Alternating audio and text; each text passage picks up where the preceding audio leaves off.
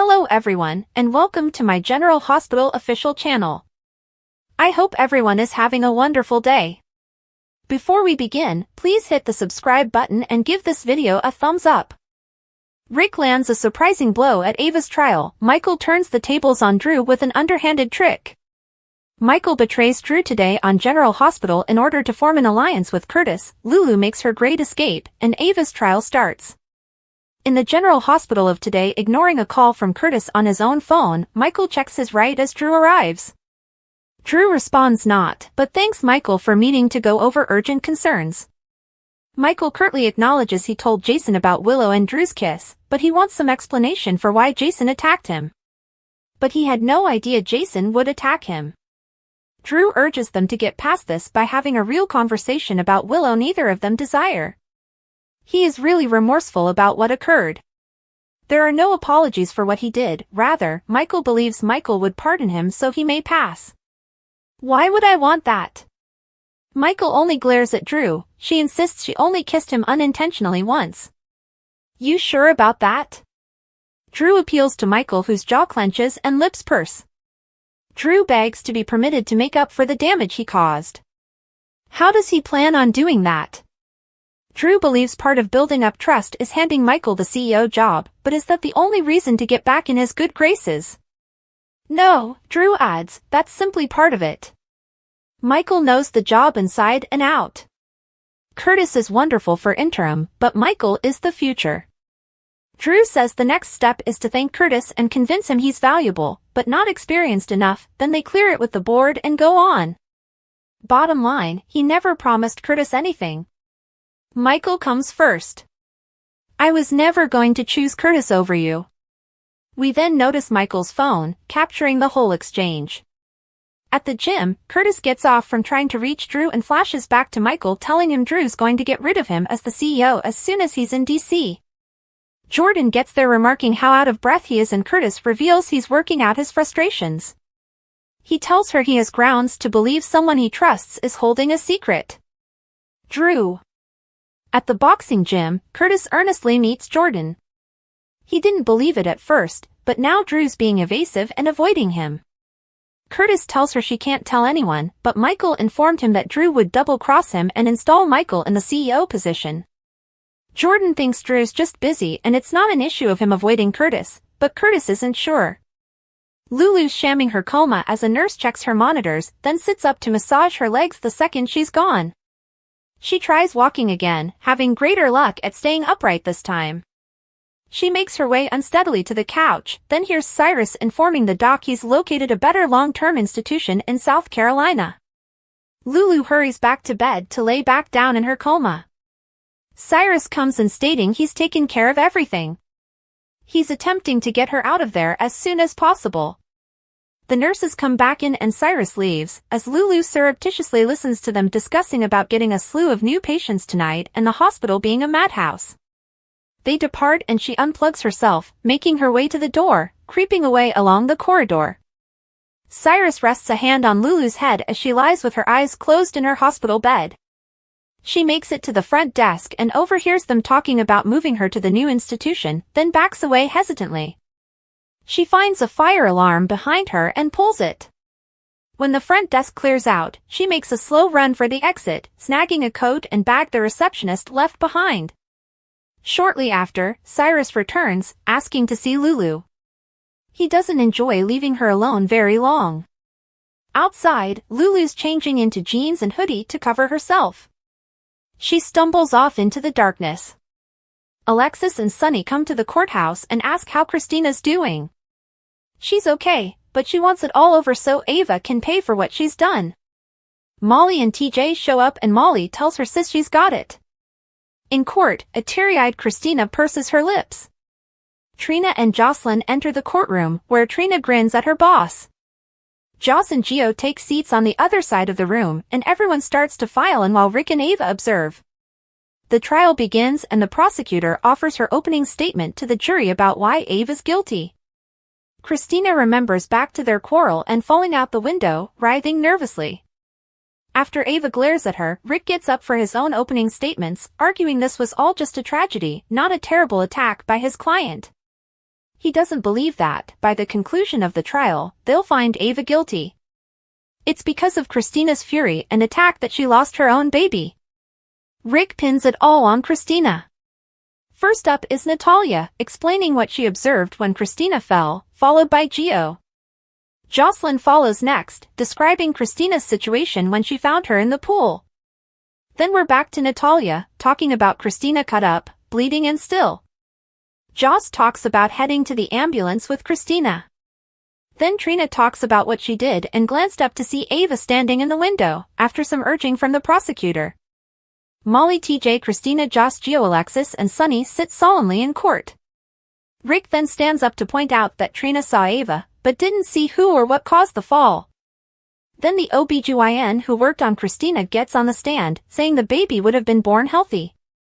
Another doctor describes how the fall caused the miscarriage, and they couldn't rescue the baby. Rick climbs back up to inquire whether the doctor noticed any defensive wounds, and he answers no. There was nothing conclusive. The court calls a recess and Ava tells her lawyer they're getting destroyed up there. A little time later, Alexis and Sunny tell their daughter she's been doing great. Then court resumes and Christina's called up to testify. She's asked about becoming Molly and TJ's surrogate and talks about getting pregnant for Molly and how healthy the baby was through the entire pregnancy. Molly and TJ listen regretfully as she tells about her relationship to the baby. It was the happiest I've ever been in my life. Rick objects and they move on. Next up is how Christina knows Ava and what happened the day of the fall. I am ready to talk about what Ava did to me. She explains the subpoena, the fight, pleading with Ava till she yelled at Christina, grabbed her arm and pulled her through the glass. Wearing a medical gown in the hospital, Lulu tensely stares forward. In the show's final seconds, Michael tells Drew they have a deal. They shake, to Drew's relief, and Michael says he's enthusiastic about Aurora's future. Drew departs and Michael grabs his phone, contacts Curtis and plays the tape for him of Drew claiming Curtis is going back to wellness and that he'd never choose him over Michael. Do you believe me now? Michael says they can amend it, so long as Curtis is in. Lulu waves down a car on the side of the road, crying for help. Christina gets into what she remembers of the fall itself, things going dark in the fall, then coming to in the ambulance.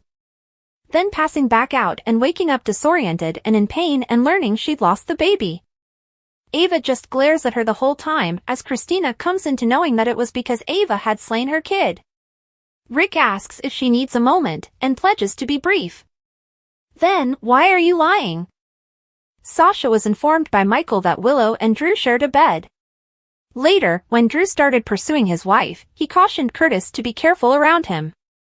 Michael is essentially informing everyone in Port Charles that Drew and Willow are having an affair. I genuinely want to see Drew lose, even if I don't usually like Michael when he's out for vengeance. When all is said and done, Drew will be hated by the entire community.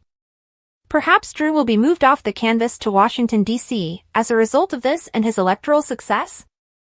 The show has been losing a lot of characters lately, let's face it. I asked Sasha last week why she hadn't gotten a pregnancy test. She was holding an exam, which was one of Friday's cliffhangers. On the one hand, I don't want Sasha and Michael to be associated with a child. On the other hand, that would be a great soap opera. Furthermore, Michael is a direct descendant of Sunny, even though he is not his biological son. With baby mama number 3, this would be baby number 3. Alexis is the only person left behind as Dante embraces Cody. Molly and Chrissy arrive to console their mother before they depart for the cemetery after Gio has left. She realizes that grief and love are intertwined, and she feels as though her heart is breaking and exploding. Davis girls. They relive Alexis' final moments with her child, Sam hanging a noose around her neck in a jail cell, Sunny and Sam fighting to get out of town, and Sam seducing Sunny. Sam and Sunny. They show Jason shouting at Sam to get out of the car as it explodes and Sam discussing having to take her GED test with him. Maxie then gives her shoes as a gift. A montage of Sam's memories while soothing music plays. Sam's flashback. Meanwhile, Lulu wakes up in General Hospital with a gasp. Lulu awakens. She rubs her face with her palm after opening her eyes. GH's Lulu in a coma. Dominic Zamprogna talks about what it was like on set the day the funeral was filmed as Port Charles gets ready to bid goodbye to Sam. What will happen to Dante next? Molly and Christina support Alexis. Lucas and Ava discover points of agreement. Tristan Rogers commemorates a truly special occasion as supporters wait for Robert to return. Lulu awakens. We take a look back at the life of Laura Wright's daughter in pictures as she turns 26. Spoilers for Wednesday, November 20th, on General Hospital. A heart-to-heart is shared between Jason and Danny. Elizabeth receives unsettling news. Alumni castmates start doubting Jason Thompson when he sustains an injury. Will they have to amputate? Alexis swears. Molly outlines Rick's plan. Justice is demanded by Dante and Christina. General Hospital spoilers for November 21st, Thursday. When Jason and Drew find out what Sam wants for her kids on today's General Hospital, Jason won't let Danny live with Drew. Jason will GH. Sasha hears Michael's confession. Jason is determined. Dante considers what he should do next. Former cast member Vanessa Antoine appears on Grey's Anatomy as, spoiler, S new romantic interest. Jocelyn is thanked by Christina. Trina is shocked by Kai. Learn why Kai and Trina aren't yet being shipped. Friday, November 22nd spoilers for General Hospital. In today's recap, Michael alerts Curtis about Drew, and Dante and Jason plan to move into the Quartermaine house in order to keep the kids together. Curtis GH is warned by Michael. Christina receives bad news from Molly. Ava feels nervous. TJ is encouraged by Stella. Jason asks Dante for advice. Felicia and Mac take Sasha's place. According to General Hospital spoilers, Michael Corinthos' rocky marriage will put him in a difficult position. It has been difficult for Michael to decide what to do because he still loves Willow Corinthos and the family they have created together. Regarding Willow and Drew Quartermaine's hookup in the playroom, which he witnessed on the nanny cam, Michael has yet to confront them. This is partly because Michael would feel compelled to reveal his own one-night affair with Sasha Gilmore Corbin if he forced Willow to be clean, though he intends to keep her name out of it if he does. But it's clear that Michael's concerns about Willow's deep love for Drew are growing. Willow has been ready to risk a lot to test their relationship because she made out with Drew twice and then had a playroom altercation with him.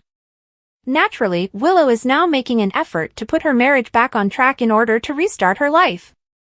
That does not imply that Willow and Drew will be able to resist temptation when it eventually reappears. It's simple to imagine Willow and Drew eventually giving in to more passion. It's possible that Willow and Drew will attempt to say their final goodbyes, only to let their emotions run wild and lead to another passionate argument. For Michael, watching Willow and Drew undress on a tape that he can disable is one thing. The fact that Michael really witnessed his wife and uncle carrying out the crime is something else entirely. Would Michael be able to see Willow and Drew face to face the next time? Would that be this enraged husband's final straw? Michael cannot simply let this continue, no matter how badly he wants to mend Willow's relationship. Michael might push Willow to be open about her feelings for Drew and her desire to live with him instead. Since Willow is unable to have both men, Michael might pressure her into getting a divorce in order to make her choose. Willow might use this as a wake-up call about how much she actually stands to lose if she is unable to move on from Drew. Our predictions indicate that Michael and Willow's relationship issues will only worsen, so we'll keep you informed of any shocking developments that may still be in the works.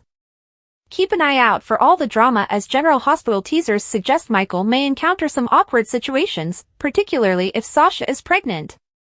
Dante is unsure of where to take Rocco. Michael informs Sasha that Drew and Willow had an affair, and Sunny offers Christina a job. Wednesday's GH recap, Lulu attempted to leave her bed after remembering Cyrus threatening her, while Lucas was exonerated but Liz might be held accountable for Sam's death. In the gym, Dex meets Kai. The policeman mentions Trina and reveals that he is seeing her roommate. Dex gym. Trina is a sweetheart, Dex tells him. He questions his absence from the college gym. Kai is interested in sparring. Kai discusses Trina with Dex. They discuss football as they enter the ring and spar. Kai offers to play a game with him. He seems like a kind dude, according to Dex. Kai thinks he can make Trina see that. Kai Dex spar. Sunny serves Christina dinner at Pozzolo's and inquires as to why she is so agitated. She worries that she may make a mistake during the trial. He assures her that she will succeed. She was afraid she would let her daughter down. Sunny offers her a job with him, saying she needs something new to focus on.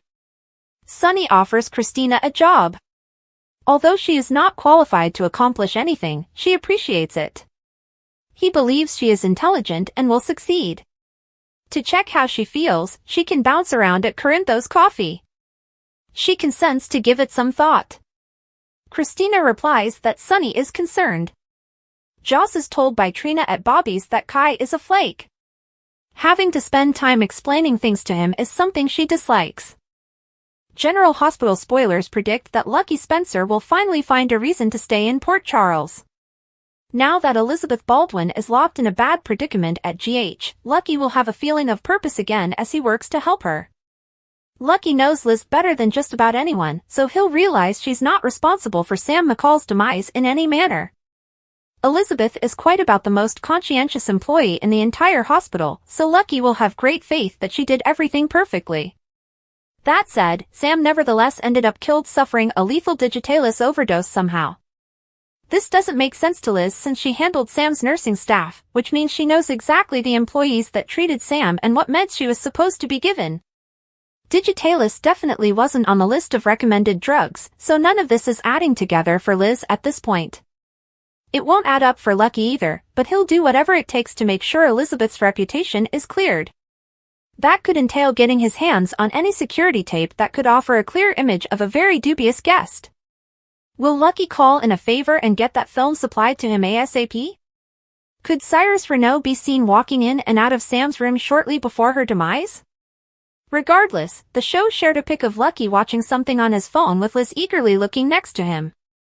There'll undoubtedly be something that draws Elizabeth and Lucky's attention, so it might be surveillance tape to see whether someone entered Sam's room who wasn't supposed to. We also know Lucky will launch a confrontation with Cyrus before the week's up, so will he call him out on the Sam visit and accuse him of being behind the digitalis overdose? Of course, it's also conceivable this will be about Lulu Spencer going missing from Turning Woods, as that's set to happen, too. Lucky may think that Cyrus has done something to Lulu as well, but she's actually about to make an escape. Nevertheless, General Hospital spoilers claim Lucky will assume Cyrus is still bad news, so we'll send along more predictions on the tension that's brewing and updates on what it'll mean for Cyrus' future. At the boxing gym, Curtis went back to what Michael had told him about Drew wanting Michael to be Aurora's new CEO. Jordan quickly came and could see that Curtis had something on his mind. She offered to be a sounding board for Curtis' frustrations. Curtis told her that he suspected someone he trusted was holding a secret. Jordan noted that she understood how seriously Curtis took anything like that. Jordan was astonished to learn that Curtis suspected Drew was withholding something from him. Curtis stated that it was Michael who told him that Drew couldn't be trusted. Curtis said that Drew was trying to make Michael CEO of Aurora instead of him, but Jordan didn't believe it was true. Jordan told Curtis that he and Drew were probably simply playing phone tag and that Drew was not purposefully ignoring his calls. As Michael and Drew were in the Quartermaine living room, Drew's phone rang. Michael asked if he would answer it, but when Drew saw that it was Curtis calling, he replied he would call him back. Drew asked Michael if he told Jason that Drew and Willow had kissed. Michael admitted that he had but hadn't realized that Jason would go after Drew. Michael pointed out that he typically confided his worries in Willow but couldn't do that this time. Drew once again apologized for kissing Willow and told Michael he hoped they could get past it. Drew reiterated that it was one kiss and a mistake. It was not intended. It just happened in the moment. It was the 4th of July and I have to admit there was a couple too many drinks. I am not trying to make excuses, but it's nothing to be repeated. Drew wanted to re-establish the trust between him and Michael and thought naming Michael the permanent CEO of Aurora may do that. Michael stated he would take Drew up on his offer but had a question before. Are you offering me this job solely to get back in my good graces? Drew agreed it was largely the reason but highlighted that he felt that Michael was the future of Aurora and not Curtis. When it comes to leading the company, you are the future, not Curtis, Drew remarked. Drew spoke a few more derogatory things about Curtis, unknowing that Michael videotaped the entire conversation. When Drew left, Michael contacted Curtis and played the recording for him, who now knew Drew was preparing to demote him to head of the wellness division in favor of Michael being CEO. Alexis and Sonny met with Christina at the courthouse. Alexis advised Christina that she needed to keep her calm when Rick questioned her on the stand. After the judge brought the courtroom to order, the prosecution began, calling the crime at hand unfortunate and referring to a newborn who left the world before she could draw her first breath. Her death wasn't natural. She was murdered, the prosecution continued as she looked directly at Ava. A traumatized Christina went back to the moment she fell through the window before the prosecutor brought up Ava's past history and stated she had a callous disregard for others. Rick then delivered his own introductory words. He highlighted that Ava's past had nothing to do with this trial. Instead, it was about what happened the day Christina fell and nothing more. I plan to show to you that Christina Corinthos Davis went to Ms. Jerome's hotel room with rage and evil intentions. And as a result of that awful dispute, she is the one responsible for that horrible, horrible accident, Rick stated. Natalia was called to the stand first. She claimed that she and Blaze were having coffee at the Metro Court pool when they observed someone fall into the pool from a window above. Gia was questioned next and told the same basic account as Natalia. Jocelyn told the jurors about fulfilling her lifeguard responsibilities and getting Christina onto a backboard. When Trina was called to testify, she told the jury that everything occurred fast, but when she looked up, she noticed Ava standing by the window and looking down at the pool before she closed the curtains. Rick cross-examined Trina and got her to say that she didn't observe who or what caused Christina's fall. Dr. Navarro testified next and claimed that Christina had a good pregnancy. The emergency department doctor testified that the impact of the fall caused blunt force trauma and placental abruption, which caused the baby's death. Rick cross-examined the doctor, who indicated that he wasn't sure if Christina had any wounds that would suggest that she was attacked. Finally, Christina entered the stand and told the jury how she had offered to carry a child for Molly and TJ. Christina highlighted her good pregnancy, including how she would sing to the baby and eat what Christina felt were the baby's favorite foods. Christina then described why she had gone to Ava's room that day and what happened between her and Ava before she fainted. Christina claimed she pleaded with Ava to reverse the subpoena, calling for Christina to testify against Sonny. When Ava refused, Christina said she grabbed her arm and shoved Christina through the glass. Christina recalls waking up at the hospital to be told the baby had died. When I truly grasped why she wasn't inside me anymore, I knew it was because Ava had pushed me through the window. She has killed my baby, Christina remarked in a choked-up voice. Rick then stood forward to cross-examine Christina. The first question he asked was, "Why are you lying?" Lulu kept her eyes closed and her body calm as a nurse checked her vital signs. As soon as the nurse left, she sat up in bed before putting both feet on the floor and took several steps. Lulu could also hear Cyrus's voice outside the door, informing someone he had found a better institution for Lulu in South Carolina. Lulu climbed back in bed as quickly as she could and once again pretended a coma. When Cyrus stepped in, he found her as he had been seeing her for months. Cyrus laid his palm on Lulu's head and informed her he was there for her. "I'm here now, Lulu." "Don't worry, I'm taking care of everything," Cyrus answered. Medical staff quickly returned and requested Cyrus to leave. Lulu heard the two women chatting about a rough night coming up at work. When they went, Lulu crawled out of bed and unhooked her tubes. She made her way across the room to open the door and sneak out while still wearing a medical gown. As Lulu roamed around turning wood, she overheard the doctor discussing about moving her almost shortly to South Carolina. A horrified Lulu turned off the fire alarm as a distraction before finding a pair of scrubs and a hoodie. She grabbed the garments and escaped turning wood as soon as she could. Once dressed and on the side of the road, Lulu flagged down a car to help her. General Hospital lovers, brace up because the rumor mill is in overdrive. Amanda Setton, famed for her stunning depiction of Brooklyn Quartermaine, has aroused huge conjecture about her personal life and even her on-screen future. During a recent episode of the renowned drama, eagle-eyed viewers spotted something peculiar, Brooke Lynn seemed to be wearing what appeared to be a pregnancy bump.